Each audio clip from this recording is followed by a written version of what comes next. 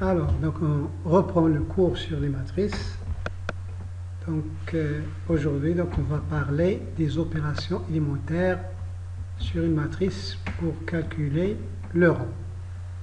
Donc, soit A, une matrice appartenant à MNP de K, donc à N ligne et P colonne, écrite sous cette forme-là. Donc A n'est pas forcément une matrice carrée. Donc une définition, donc le rang de la matrice A qu'on note par RG de A, on lit le rang de A, est défini par, c'est égal au rang de la famille des vecteurs V1, V2 jusqu'à Vp. Et on a vu que le rang d'une famille de vecteurs, c'est la dimension de vectes de la famille V1, Vp, c'est-à-dire la dimension du sous-espace vectoriel engendré par la famille V1 jusqu'à Vp.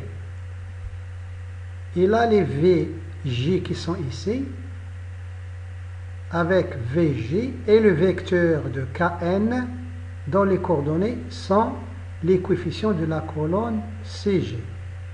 C'est-à-dire que V1, le vecteur V1, donc ça doit être un vecteur de Kn, et ses coordonnées sont les coefficients de la colonne Cg. Donc V1, ses coefficients sont ses coordonnées sont les coefficients de la première colonne. Donc A11, virgule, A2, 1, virgule, on va jusqu'à A indice N1.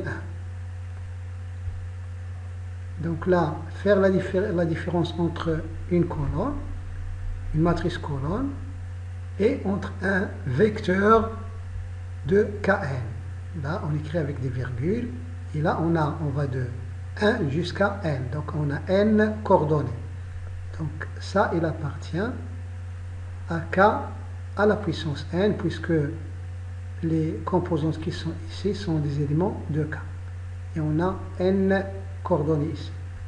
Donc, V2, ces coordonnées sont les coefficients de la deuxième colonne, c'est-à-dire A1, 2, A2, 2, jusqu'à AN2. Et on va donc jusqu'à, on a P colonne, donc on va jusqu'à VP. VP, donc c'est A1P, virgule A2P, virgule, on va jusqu'à ANP. Donc là, on a P vecteurs qui sont tous des éléments de K à la puissance n. Donc le rang de la matrice A, donc par définition, ça va être ce qu'on note par le rang de V1 jusqu'à Vp, et la définition du rang d'une famille, on a déjà vu ça, c'est la dimension de vectes de cette famille-là. Vectes de la famille formée par les vecteurs V1 jusqu'à Vp.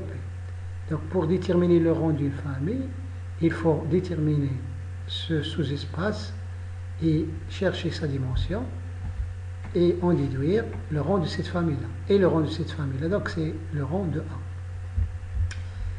Et là, pour déterminer le rang d'une famille, donc là, cette famille est déjà une famille génératrice de vecteurs de V1 jusqu'à Vp. Il faut voir quel est le nombre maximal qu'on peut choisir de vecteurs libres parmi cette famille-là. Donc, on peut faire quelques remarques. Donc, le rang de cette famille-là, puisqu'on a P vecteurs, donc ça ne dépasse pas P. Ça ne va pas dépasser P. Et puisque les VI, les VJ sont dans Kn, donc la dimension vecte de V1 jusqu'à Vp est inclus dans Kn. Donc la dimension ne va pas dépasser n. Donc le rang de cette famille-là ne va pas dépasser le minimum, donc le rang de la famille V1 jusqu'à Vp ne va pas dépasser, donc le rang de la matrice A, c'est-à-dire le rang de la famille V, va être plus petit que le minimum de n et de p. Donc, c'est inférieur ou égal au minimum de n et de p. Donc, par exemple, si la matrice A, il a n, il a 2 lignes et 3 colonnes, donc le rang ne va pas dépasser le minimum de 2 et de 3, c'est-à-dire ne va pas dépasser 2. Ensuite, donc par exemple, si on prend la matrice A, qui est là, donc la matrice A, donc pour déterminer son rang, il faut donc poser les vecteurs, donc V1, il est là, le V1, il est là, donc ses composantes, c'est 1, 2, 0, 0, ce sont les coefficients de la première colonne. V2, il a aussi les mêmes coordonnées, donc c'est égal à V1, et V3, donc c'est le vecteur, le quadruplé, 0, 0, 1, 0. Ce sont donc 3 vecteurs de R4. Donc le rang de A va être égal le rang, donc le rang de la matrice dans ce cas-là, le rang de la matrice A, donc c'est égal à la dimension de vecte de V1, V2, V3, c'est-à-dire la dimension du sous-espace engendré par ces 3 vecteurs. Mais là, on sait que, puisque V1 égale à V2, le vecte de V1, V2, V3, c'est la même chose que vecte, le sous-espace engendré par ces 3 vecteurs, c'est la même chose que vecte de V1 et V3, ou vecte de V2 et V3. Donc, le sous-espace engendré par ces 3 vecteurs, c'est le même que le sous-espace engendré par ces 2 vecteurs. Tout ce qu'on peut écrire comme combinaison linéaire de ces 3 vecteurs, on peut l'écrire comme combinaison linéaire de ces 2 vecteurs. Puisque alpha V1 plus bêta V2 plus gamma V3 et V1 égale V2, donc c'est égal à alpha plus bêta V1 V3. Toute combinaison linéaire de ces 3 est une combinaison de ces 2. En plus, V1 V3 c'est une famille libre, parce que si on fait alpha V1 plus bêta V3 égale 0, donc on va avoir tout de suite alpha plus bêta égale 0, et alpha plus 0 fois bêta égale 0, c'est-à-dire alpha égale 0, et 2 alpha plus 0 bêta égale 0, c'est-à-dire alpha égale 0, et ensuite 0 alpha plus 1 fois bêta égale 0, c'est-à-dire bêta égale 0, donc tout de suite. Et donc cette famille-là, V1, V3, est une famille libre. Et donc c'est une base de vecte de V1, V3. Et donc la dimension ici, c'est égal à 2. Donc le rang de la matrice A est égal à 2. Donc quelques remarques. La remarque que je viens de signaler. Donc si A est une matrice à n lignes P colonnes, le R, le rang de A, ne va pas dépasser le minimum de n et de P. Puisque d'une part, la dimension de vecte dv ne va pas dépasser la dimension de l'espace dans lequel on travaille, qui est égal à n, il ne va pas dépasser p, parce que le nombre des vecteurs qu'on a, c'est p. Car ici, on a au plus p vecteurs libres. Donc n ne dépasse pas p, et r inférieur ou égal à n, puisque les VI sont dans Kn. Donc la dimension de vecte de la famille des VJ ne va pas dépasser n.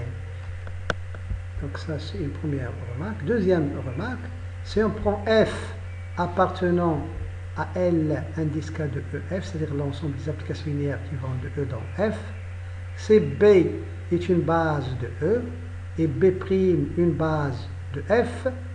Donc le rang de la matrice de F par rapport aux bases B et B', donc c'est égal le rang de la matrice M de F. Et comme on sait que la matrice M, pour l'obtenir, donc la première colonne, on a les coordonnées de F de E1, la deuxième colonne, on a les coordonnées de F de E2, jusqu'à la Pème colonne, on a les coordonnées de F de EP par rapport à la base B' qui contient les vecteurs F1 jusqu'à Fn. Donc le rang de cette famille-là, c'est-à-dire le rang de la famille constitué par F de E1, F de E2 jusqu'à Fn, c'est la dimension de vecte de F de E1 jusqu'à F de EP. Et on sait que vecte de F de 1 jusqu'à F de EP, ça c'est im de F. C'est im de F. Et c'est égal aussi au rang de F. Donc c'est égal à la dimension de im de F.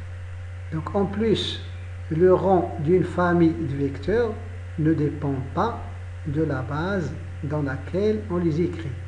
Et on en déduit donc que le rang de la matrice de F par rapport à des bases données, c'est égal le rang de F, c'est égal à la dimension de im de F.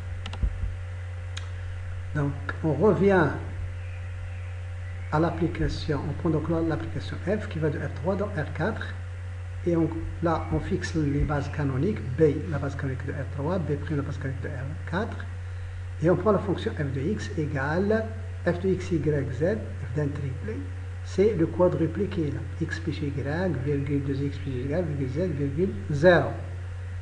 Quelle est la matrice de f par rapport aux bases canoniques B et B'? Donc il faut calculer f de E1, f de E2, f de E3. Donc là il faut calculer f, les images, donc il faut calculer f de E1, c'est-à-dire f du triplé 1, 0, 0, f de 1, 0, 0, f du triplé 1, 0, 0, d'après la définition de f, ça va faire, donc x c'est 1, les autres c'est 0, 1, 2, z c'est 0, et ensuite c'est 0. Donc ce vecteur, ce quadruplé dans la base canonique de R4, il s'écrit automatiquement, il va s'écrire F1 plus 2F2 plus 0 F3 plus 0 F4.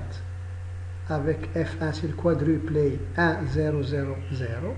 F2 c'est le quadruplé 0, 1, 0, 0. F3 c'est le quadruplé 0, 0, 1, 0. F4 c'est le quadruplé 0, 0, 0, 1. Donc les coordonnées de F de 1, F de 1 dans la base canonique de R4 sont 1, 2, 0, 0. Donc on les écrit ici dans la première colonne. La même chose pour F de E2, on fait les calculs. F de E2, donc x c'est 0, y c'est 1, z c'est 0. Donc y c'est 1, là c'est 1, là c'est 2, z c'est 0, là c'est 0. Donc et là, les mêmes coordonnées que f de 1. Donc on obtient la deuxième colonne qui est égale à la première. Donc il reste à calculer f de E3. Donc z c'est 1, les autres c'est 0. Et d'après l'expression de f de x, y, z, donc x, y sont nuls, donc là c'est 0. Z c'est 1 et la quatrième composante c'est 0. Donc les coordonnées de ce vecteur dans la base canonique de R4 c'est 0, 0, 1, 0. Donc c'est ce qu'on a écrit ici dans la troisième colonne. Et donc le rang de f c'est égal le rang de sa matrice, et on a déjà déterminé le rang de cette matrice là, on a trouvé que c'est égal à 2. C'est-à-dire que la dimension de im de f dans ce cas-là est égale à 2. Et si on veut une information de plus, on a la dimension de R3, c'est la dimension de l'im de f plus la dimension du caire de f, puisque la dimension de l'im c'est 2, ça veut dire que la dimension du caire de f égale 1. Ensuite, donc on a donc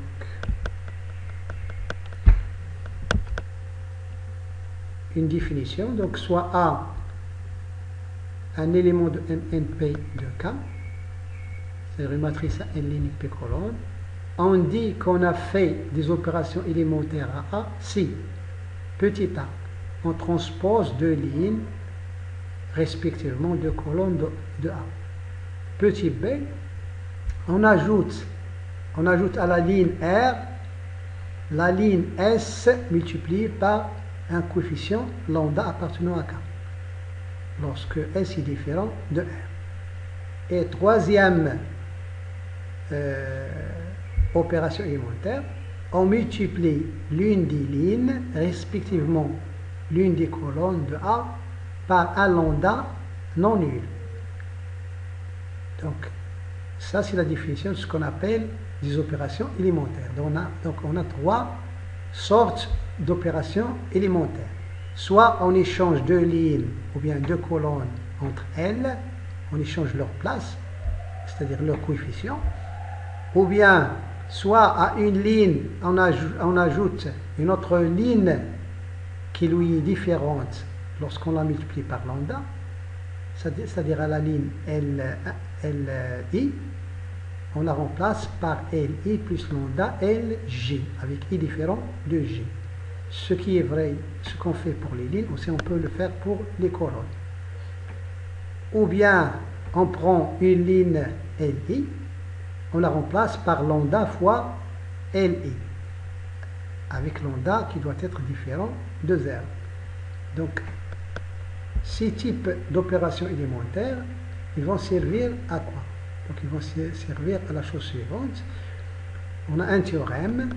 Le rang d'une matrice A est le même que le rang de la matrice obtenue après avoir fait des opérations élémentaires à A. Donc, si on prend une matrice A et on lui applique des opérations élémentaires, donc son rang ne va pas changer. Pour voir un peu pourquoi on a ça, donc il faut revenir à la définition du rang d'une matrice. Donc si on revient à la définition du rang,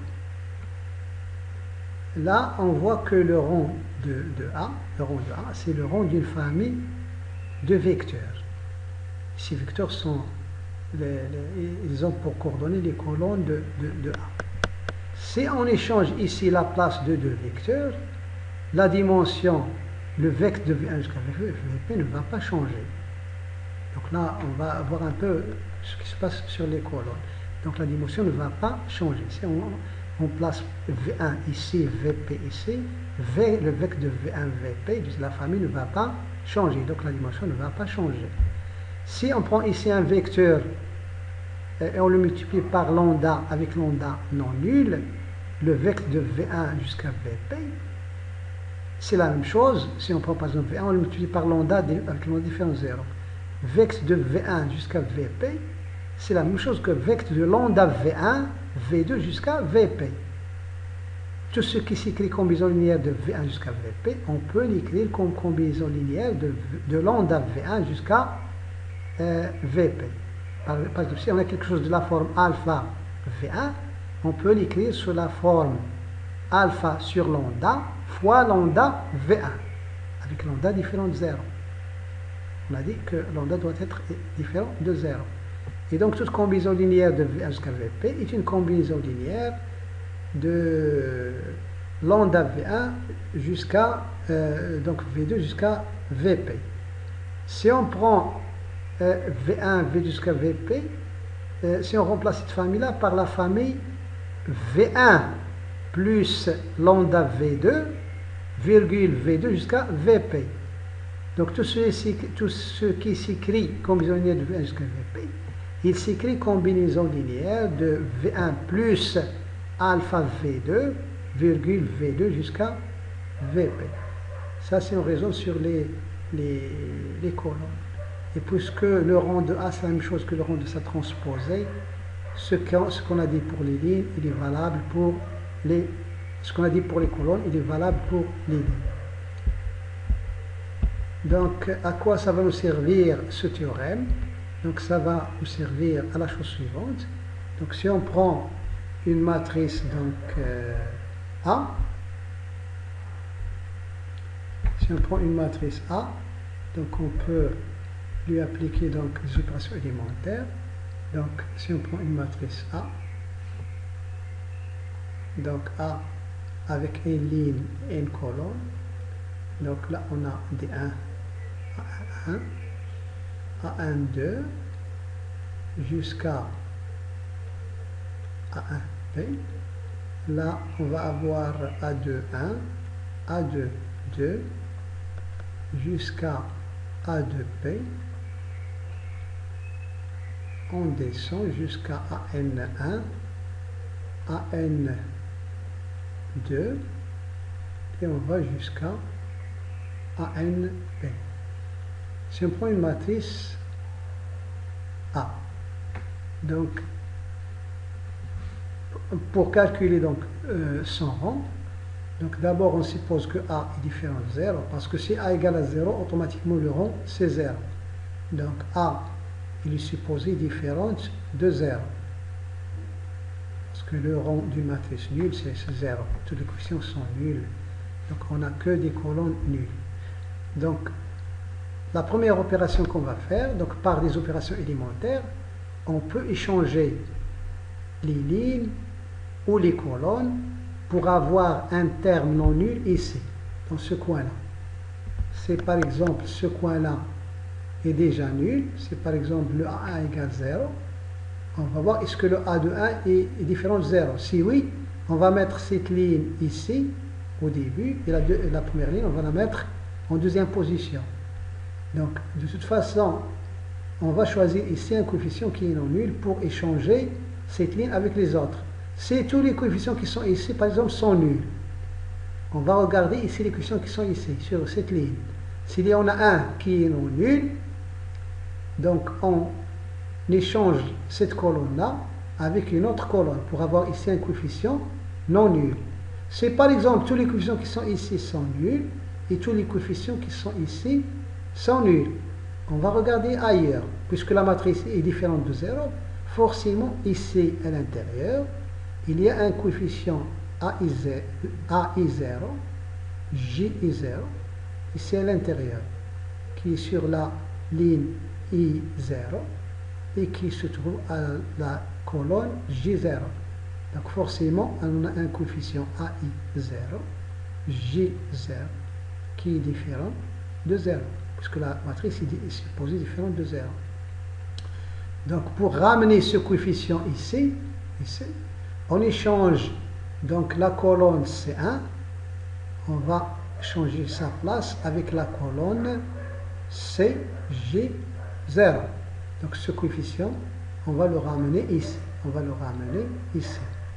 Et pour le ramener ici, on va ensuite échanger la ligne L1 avec, après cette opération-là, avec la ligne LI0.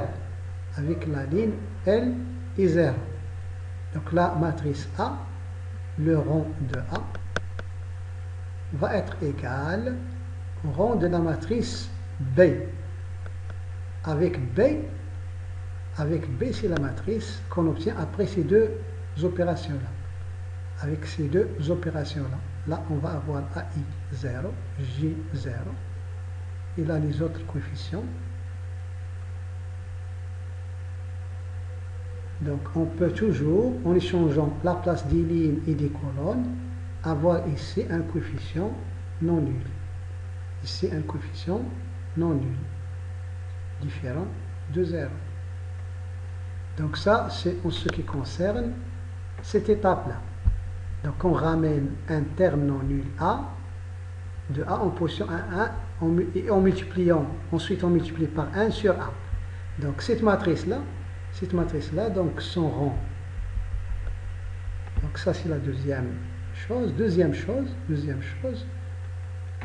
ce coefficient-là, on peut l'appeler, c'est égal à A. Donc le rang de la matrice A, qui est donc égal, d'après le théorème, au rang de la matrice B. Et la matrice B, on va la remplacer par la matrice C. Qu'est-ce qu'on va faire à la matrice B pour avoir la matrice C? On va multiplier, par exemple, sa première ligne par 1 sur A. Ou bien sa première colonne par 1 sur A. Donc là, on va avoir 1. Là, on va avoir 1 sur A, ce qu'on avait dans la matrice, c'est-à-dire le coefficient B1, 2. On va jusqu'à 1 sur A, le coefficient B1, P. on s'en fout des autres coefficients, on les laisse tranquilles. De toute façon, on peut passer de la matrice B à la matrice C, donc en multipliant donc, sa première ligne, donc on a fait 1 sur A qui multiplie la ligne L1 de la matrice B. Et ça ne change pas le rang. Donc, arrivé là, dans ce coin-là, on a un troisième chose qu'on peut faire. Donc, on va jouer, on va utiliser ce 1. Donc maintenant, cette ligne-là, on l'appelle, on la renomme L1, c'est la ligne L1 maintenant, jusqu'à la ligne Ln. Donc pour chaque i strictement supérieur à 1, à la ligne Li, on retranche le produit par AI1 de la ligne 1. C'est-à-dire, si on a ici une ligne qu'on appelle Li, la ligne Li, ces coefficients vont être de la forme CI1, CI1, CI2, jusqu'à CIP, cette ligne. Donc, la ligne Li, on va la changer. Donc, on va changer. Donc, le rang de la matrice C. Donc, le rang de la matrice C, c'est la même chose que le rang de la matrice D. Qu'est-ce que c'est que cette matrice-là? Donc, on va laisser ici la première ligne comme elle est.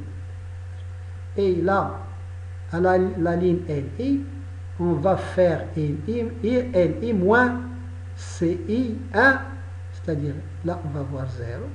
Et là, on va avoir des coefficients quelconques.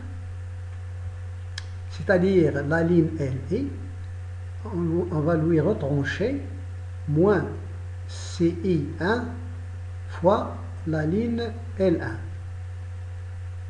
Donc Li, on va lui ajouter quelque chose de la forme lambda L1. Ça pour i différent de 1. Et ça, c'est une opération élémentaire. C'est-à-dire, lorsqu'on va faire ça, moins ça fois CI1, ça va faire 0. Ensuite, ça, moins CI1 fois ça va faire une quantité donnée. Et ensuite, de toute façon, ici, on obtient un 0. Ce qu'on fait pour la ligne Li, c'est-à-dire on le fait pour toutes les lignes qui sont ici. Donc, pour avoir ici un 0, un 0, un 0, jusqu'à la dernière. On va faire Ln moins Cn1. Donc, la dernière, c'est Ln moins le coefficient Cn1 qui multiplie la ligne L1. La ligne L1 qui est là. Donc, on va avoir toujours ici des 0. Ce qu'on a fait ici pour les lignes, on va aussi le faire pour les colonnes. C'est-à-dire que le rang, ici, on va donc avoir cette colonne qui contient 1 et des 0. Et là, si on prend la colonne C2, là, on a un coefficient qu'on va appeler, donc là, C1, C12. On va donc jusqu'à C1P. Donc là, pour cette colonne-là, c'est la colonne, un grand C2. Là, c'est la colonne CP. Donc là, on va faire C2 moins la colonne C1 multipliée par le coefficient C12, C1. La colonne C2, c'est-à-dire cette colonne, moins c'est là que multiplie ce coefficient-là. C'est-à-dire, on va se retrouver avec C12 moins C12, c'est-à-dire on va se trouver un 0 ici. Ici, pour les autres coefficients, on fait les calculs, donc coefficient par coefficient. Ce qu'on a fait pour entre C2 et C1, on va le faire entre C1 et C3, pour avoir ici un 0. On va faire ici C3 moins C1 3 fois C1.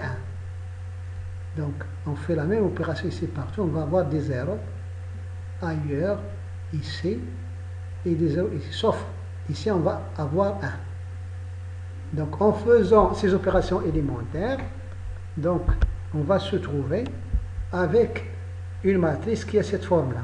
Une matrice qui a cette forme-là. Et donc, le rang de la matrice A, donc du départ, le rang de la matrice A, le rang de la matrice A, ça va être égal au rang d'une matrice qui a cette forme-là. 1, ici des zéros partout, ici des zéros partout, et là une matrice, il reste ici des coefficients quelconques. Donc la matrice du départ avait n lignes et p colonnes. Cette matrice ici à l'intérieur va avoir n-1 lignes et p-1 colonnes. Ce qu'on a fait avec la matrice A, on va le faire aussi ici à l'intérieur. Donc on va échanger soit des lignes ici, soit des colonnes ici, pour avoir ici un coefficient non nul. Et après, on va multiplier cette ligne ou cette colonne par ce coefficient qui est non nul, pour avoir ici 1. Donc, on remarque le 1 qui ici ne va pas être touché. Donc, lorsqu'on va avoir ici 1, on prend cette ligne et on fait des différences. On la multiplie par des coefficients, on fait ici des différences pour avoir ici des zéros. La même chose, on prend cette colonne et ici, on va prendre ces colonnes moins cette colonne fois des coefficients pour avoir ici des zéros. C'est la même histoire qu'on a racontée avant. Donc ensuite, on obtient ici une matrice où on a ici des 1, des 0 ici sur la ligne, ici à droite et en bas. Là, ici 1, des 0 à droite et des 1 en bas. Donc on va continuer ce procédé. Lorsqu'on va le continuer, donc jusqu'à arriver à une forme plus simple qui va être de cette forme-là. Donc lorsqu'on va continuer comme ça, on va continuer ce procédé. Le rang de A va être égal au rang d'une matrice qui a des 1 ici et des 0. Ici en bas des 0. Ici 1, des 0 ici, des 0 ici. Donc finalement, on va continuer jusqu'à la fin. On va avoir quelque chose de la forme. Ici 1, 1. Ici, soit on arrive à la fin, c'est-à-dire à la colonne P, soit ici, il reste rien que des zéros après. Donc en regardant ces vecteurs-là, forcément, ça forme une famille libre, puisque là, on a 1, ici 0. Si on fait alpha, celui-là, plus bêta les autres, bêta, gamma, gamma, il reste alpha égale 0. Ensuite, bêta égale 0, et ainsi de suite. Donc ces vecteurs sont forcément libres. Donc le rang de la famille, c'est le nombre des 1 qui reste ici. Le nombre des 1 qui reste ici. C'est-à-dire ou bien le nombre des colonnes qui sont non nulles, ou bien le nombre des lignes qui sont non nulles. Donc on obtient forcément le rang de cette façon-là. Donc un petit exemple. Donc si on prend cette matrice A, donc pour déterminer son rang, donc d'abord on regarde la forme de la matrice A. Et là, donc déjà ici on a un coefficient non nul. Donc on a un coefficient non nul. Donc on peut garder donc la première ligne à sa place si on veut, ou bien on peut, pour simplifier si vous voulez des choses, pour avoir quelque chose de mieux. Donc pour calculer le rang de cette matrice, donc on va commencer par calculer le rang de A. Le rang de A en utilisant les opérations élémentaires, c'est égal. Donc là, les opérations élémentaires, on a 3 types. Et on joue sur les lignes et les colonnes.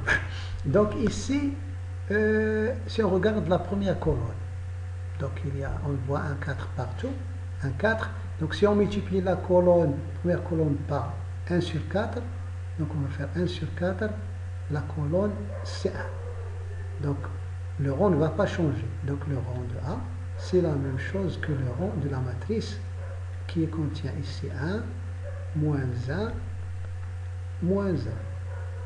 La deuxième colonne, on va la garder. Moins 2, moins 1, 0, moins 3.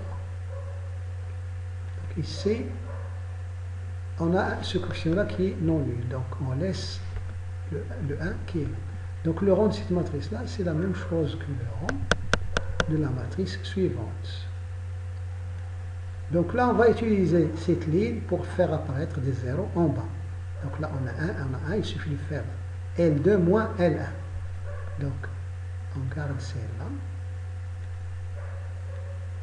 Donc si on fait L2 moins L1, le rond ne va pas changer. Donc là, 0, moins 1, là, ça fait 1.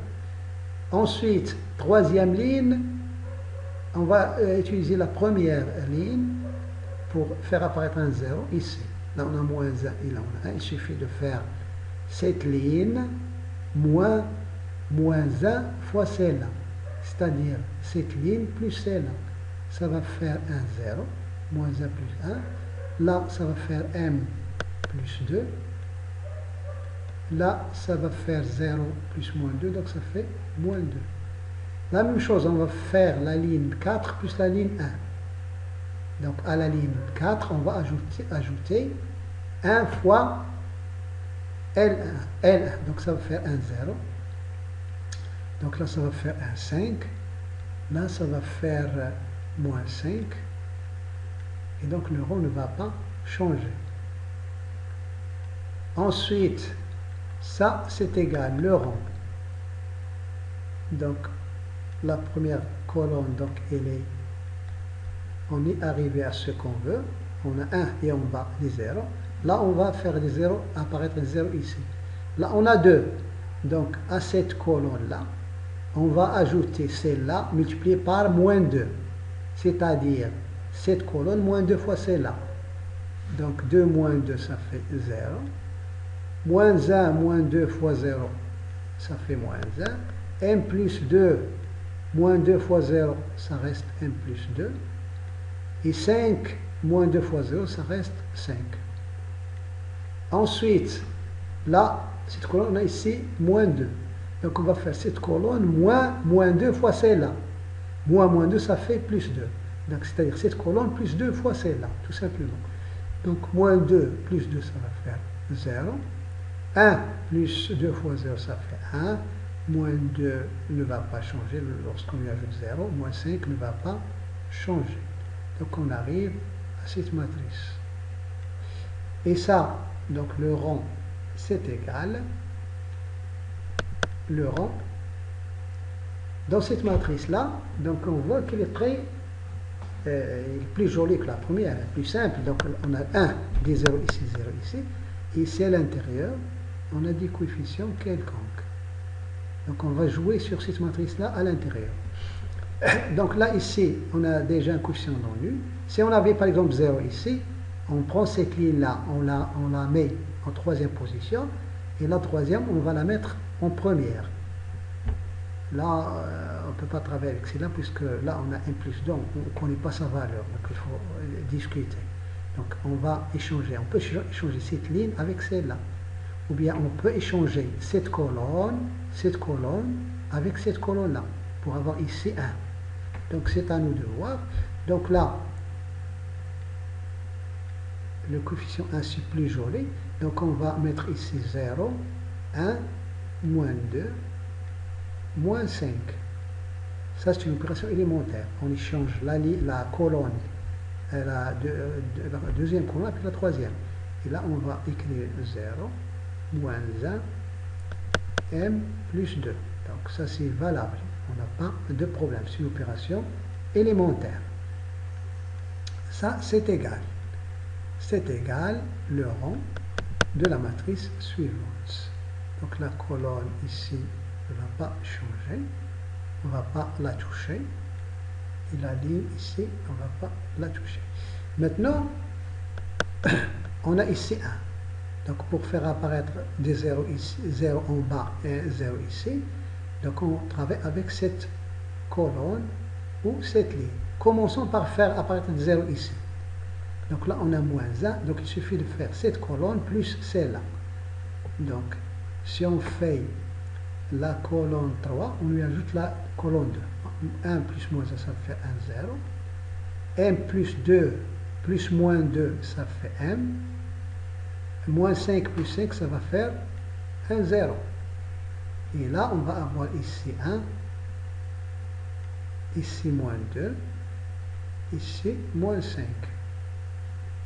Donc, c'est une opération élémentaire, donc le rond ne va pas changer.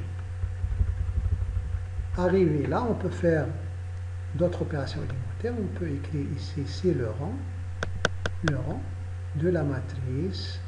Donc ici, ça ne va pas changer. Ici, ça ne va pas changer de 0. Maintenant, pour avoir un 0 ici, on va jouer.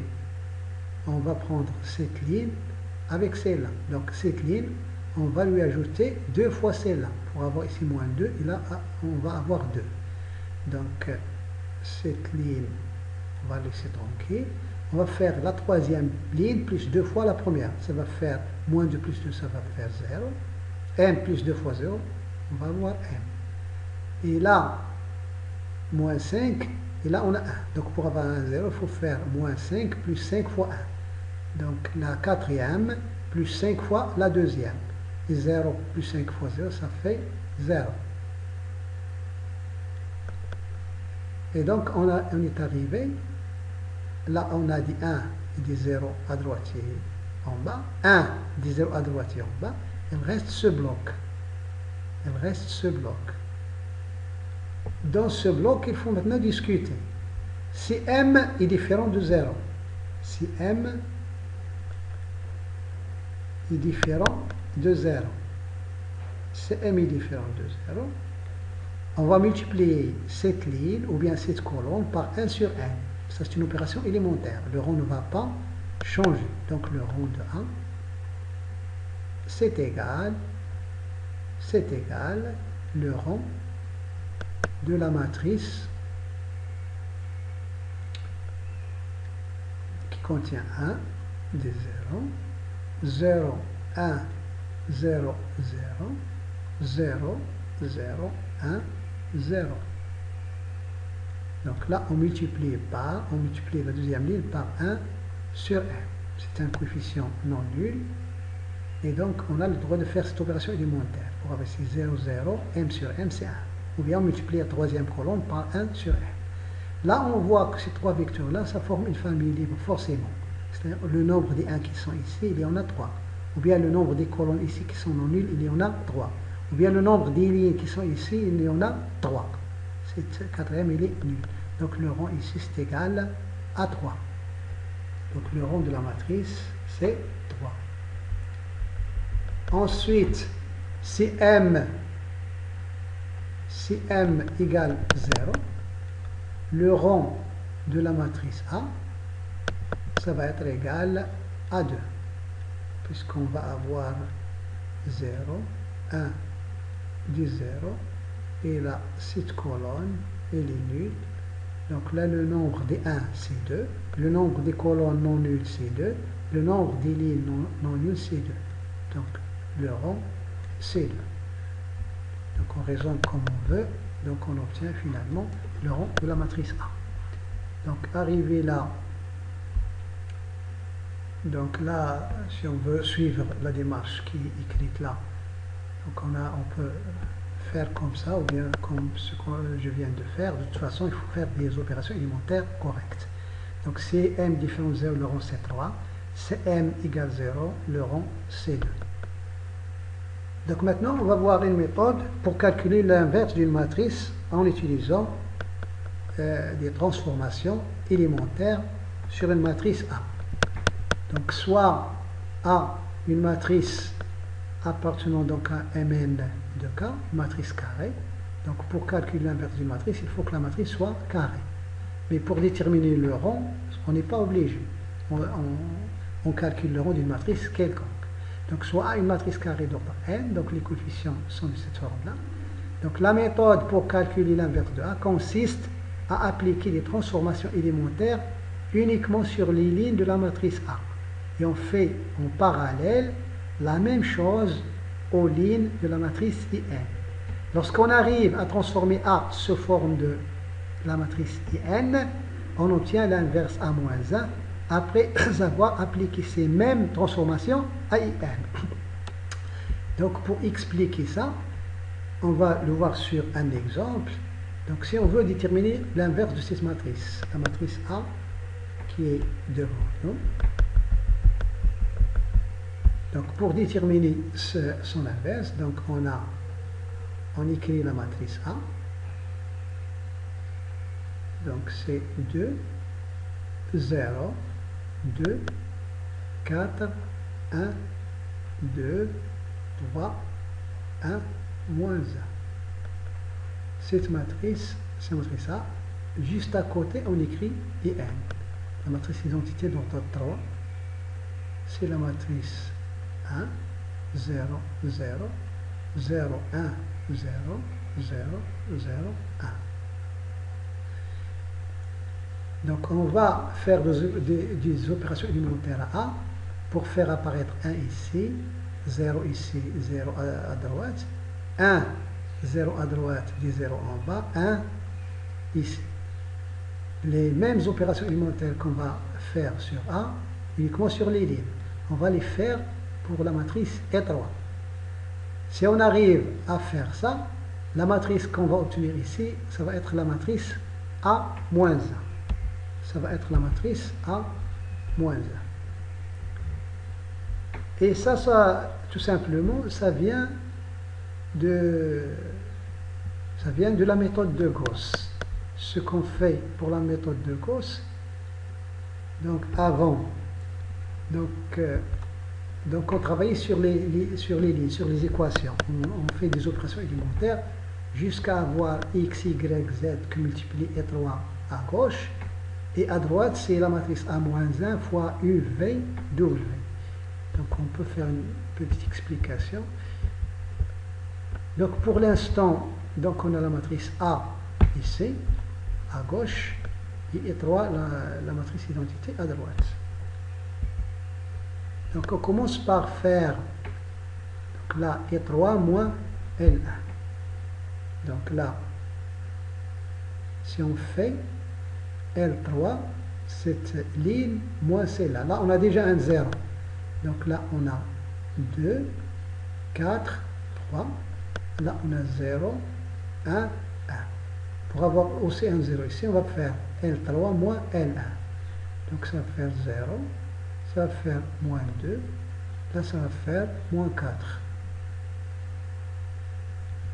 Donc, on part de ça et ensuite, on arrive à ça. Ce qu'on a fait pour la matrice A, on va le faire pour la matrice E3. E3, donc on va faire L3 moins L1. La troisième ligne moins la première. Donc 0 moins 1, ça fait moins 1. 0 moins 0, 1 moins 0. La ligne L3 moins la ligne L1. Donc la ligne L2, ici, on ne l'a pas touché. La ligne L1, on ne l'a pas touché. Ensuite, après cette opération élémentaire, on va faire aussi apparaître des zéros ici. Ou bien on peut diviser tout ça par 2 pour avoir un ici. Donc on a plusieurs chemins à suivre. Et nous, on va donc, si on suit le chemin expliqué ici,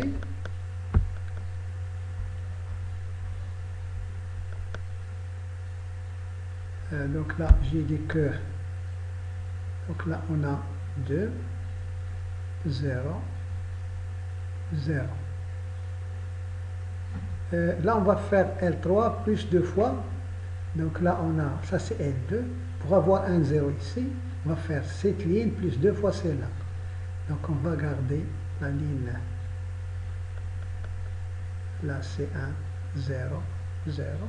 Dans certains livres, on écrit les coefficients, et là on met une barre. Dans certains livres, on laisse les parenthèses comme ça, si vous voulez. Donc j'ai dit, donc là, on laisse cette ligne. Donc à la ligne qui est là, on va lui ajouter 2 fois cette ligne. Donc moins 2 plus 2, ça fait 0. Moins 4 plus 2, ça fait moins 2. Et on continue. Là aussi, on va faire celle-là plus 2 fois celle-là. Donc moins 1 plus 2 fois 0. 0 plus 2 fois 1, ça fait 1, 2. Et 1 plus 2 fois 0, ça fait 1. Ensuite, en jouant toujours sur les lignes. Donc là, je veux avoir des 1 ici. Je peux multiplier toute cette ligne par moins 2. Donc, ça ne va pas.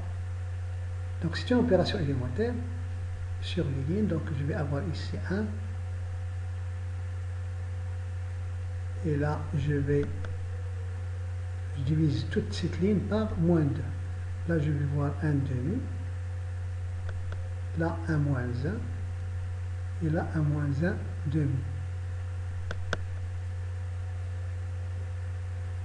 Ensuite, je vais prendre cette ligne, là j'ai 1, et là j'ai 1. Pour avoir 1, 0 ici, je vais faire cette ligne moins celle-là, tout de suite. Ça va me faire 0 moins 0, 1 moins 0, et là, puisque j'ai 1, je vais avoir 1 moins 1, ça va me faire 0. Et là, je vais avoir 0 moins 1 demi, donc ça va me donner moins 1 demi. Donc, l'étape suivante, ça va me faire, que j'ai dit, cette ligne, moins celle, après calcul. Donc ça va me faire, on a dit 0, 0 moins 1 demi, 1, moins 1, ça va me faire ici 1, 2. Et là, ça va me faire 0, moins 1 demi. Ça va me faire 1 demi. Ensuite, j'ai une autre opération élémentaire que je vais faire tout de suite. Donc, puisque là, j'ai 1, je vais faire cette ligne, moins 3, celle-là. Donc, 2 moins 3 fois 0, ça ne va pas changer. 4 moins 3 fois 0 ne va pas changer. 3 moins 3 fois cette ligne, ça va me donner 1, 0 ici. Et là, 1 moins 3 fois 1 demi, donc ça fait moins 3 demi. 0 moins 3 fois moins 1, ça va me faire 1, 3. Et 0 moins 3 fois moins 1 demi, ça va me faire 3 demi. J'arrive à cette matrice-là. Ensuite, arrivé là, je peux multiplier cette ligne par, je vais diviser par 2, multiplier par 1 demi. Donc je vais avoir ici 1, ici 1, ici 0. Ici, je multiplie par, je divise toute la ligne par 2. Je vais avoir moins 3 quarts, 3 demi, 3 quarts, là, moins 1 quart, pardon, c'est moins 1 demi, non, je ne touche pas cette ligne. Là, je garde cette ligne pour l'instant. Ça fait moins 1 demi, 2, 1 demi. La dernière, donc 0, 0, 1, 1 demi, moins 1, moins 1 demi. Donc, il me reste le 1 qui est là. Pour faire apparaître un 0 ici, il suffit de faire cette ligne moins celle-là pour éliminer le 1 qui est là. Et donc, on va avoir la chose suivante. Ensuite, on va avoir donc, là, lorsqu'on va s'habituer, donc on peut faire plusieurs opérations élémentaires en même temps. Hein. Donc, je vais faire la première ligne moins la deuxième. Donc, 1 moins 0, ça ne change pas. 1 moins 1, c'est 0. 0 moins 0, ça ne va pas changer. Donc là, moins 3 quarts, moins 1 demi, c'est-à-dire moins 3 quarts plus 2 quarts, donc ça fait moins 1 quart. Moins 1 quart. Là, ça fait 3 demi moins 2. Donc 3 demi moins 2. Donc 3 moins 4 sur 2. Donc ça va me faire moins. Donc là, donc 3 demi moins 4 sur 2. Donc ça fait moins 1 demi. Donc ça fait moins 1 demi. Et là, je vais 3 quarts moins 1 demi, c'est-à-dire 3 quarts moins 2 quarts. Donc ça fait 1 quart. Donc j'obtiens ici 1 quart. Et là, je réécris la deuxième ligne.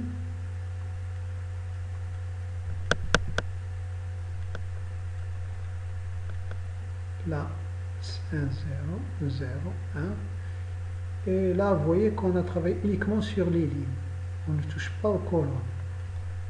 Donc la dernière, c'est 1 demi, moins 1, moins 1 demi.